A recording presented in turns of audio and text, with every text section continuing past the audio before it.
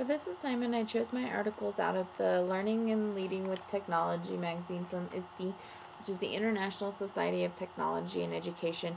It's a great organization that helps teachers make the transition of integrating technology into their classrooms, as well as what technologies are out there available for education. The first article I'd like to talk to you about is can iPads replace iPods? Or laptops, I guess, not iPods. And the two authors actually debate about the topic. And the first one, Alicia Tissa, says that iPads will replace laptops because iPods are lighter. They're able to be easily used during travel, as far as the kids can use them to and from school, at the lunchroom, in classes, and it's easier for the kids to handle. Plus, it allows the students too to use them at home, and then if they're having problems learning at home, they can go out to the App Store and find an app that will help them learn and how they learn best.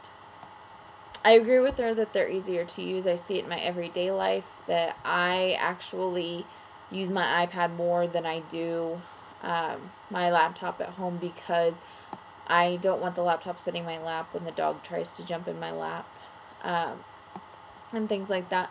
So I know that I use my iPad more than my laptop. The other author, Krista Mordor, says no, they won't, because I like her quote. It says, "Technology integration is not about the technology, it's about finding the newest piece of equipment and throwing it into the classroom. It is about finding the most effective tools to enhance learning and productivity." Meaning that just because we have these iPads and these laptops does not mean that we should use them all the time. There are just some things that paper and pencil work better for. There are also new apps, Web 2.0, that is out there that do not necessarily work with the iPads, that the laptops will still need to be there for. So I can see your point of view that sometimes it's harder, especially in the classes that I teach. It's easier for me to have a computer or a laptop, because then I can teach Microsoft Office off of the laptop. I can also teach Photoshop.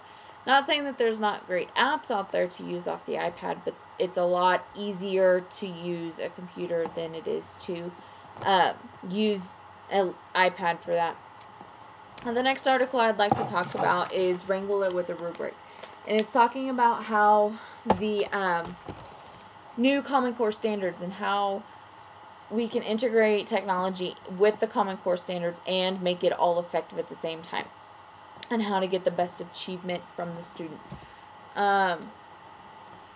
With that, it says that the most effective tools for guiding instruction and increasing student achievement with multimedia is a well-designed rubric. If you give kids a rubric and tell them, okay, these are the things that I'm looking for, this will get you an A, and this will get you a B, this will get you a C, this will get you a D or an F. If you give them what an A looks like, the kids are going to strive for that A. So, for an example, they have a rubric that they designed based on the Common Core standards and all of the reading, writing, technology standards as well.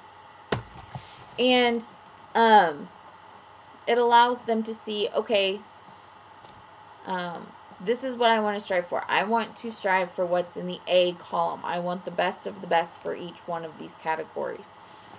I know that with my students, I use a rubric all the time, and I can tell them, okay, this is what I'm looking for each assignment that you do.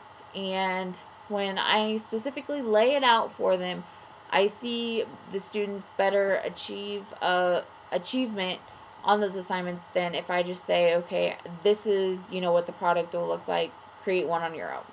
Or this is what I'm looking for, this is the information, figure it out on your own. If I give them specific details of what I want, I see better achievement, and then their creativity also goes above and beyond on that.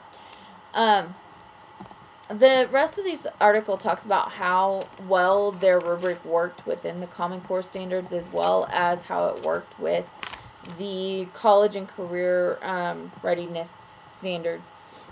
And it says that the rubric for this project gave students a clear guide to help create multimedia products and enhance their understanding of the topic. They go out and they were able to not just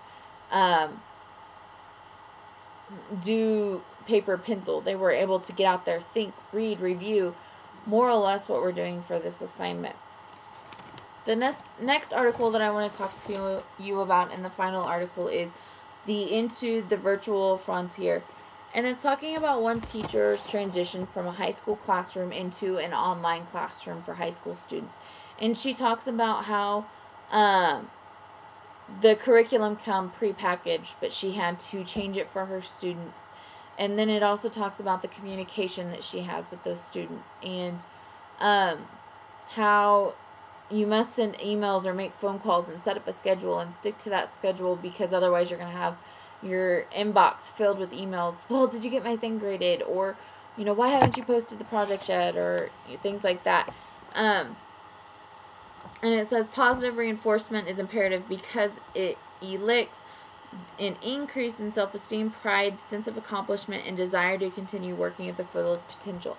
I know that in myself, that if I get great feedback from a professor, it makes me want to keep going, because it makes me want to see what more I can do. Just like a regular teacher, you also have to have a grading system, and it has to be consistent. You can't just let it be, you know, well, I'm going to do this time and this time, and I'll grade whenever I have time, like you can in a classroom. Whereas online, if you don't have it graded by a certain time, your students are continually asking you, well, why don't you have it graded? Why don't you have it graded? And I'm sure Suzanne can say something about that too, of, you know, even college students are bad about it. I could only imagine how high school kids are. So I can see the difference. I don't think I'd like to teach in an online world, just because, or the virtual world, because I like the interaction with the kids. I like to get to know the kids personally, face to face, put a name with a face. I am terrible with faces, and I find it easier if I can actually see them. The author gave some actual tips on how to make the transition if you ever decide to. And she says, have patience, be ready for new challenges, adopt a teaching philosophy, create a daily and weekly routine, maintain regular communication with your students, and set up an organized and authentic courses. So just because you get this prepackaged deal does not mean you have to use it. Make sure it's what you can do and what you want to do and what to help your students with. I hope that my review of these 3 articles, and hope that they will inspire you to try to find these articles and read them. It's got great information. The entire magazine is full of articles like these. And the reason I chose these is it's a great way to see how technology has gone from laptops to iPads, and then, you know, using the rubrics to align with the Common Core standards, which everybody is talking about now, as well as how we can, you know, now school used to always be, you got to go to the classroom, the teacher stands in front of the classroom, and the students are in the room, to now we're doing video projects to send to our professor, who is, in my case, about 3 hours away. So hopefully you were inspired by these articles.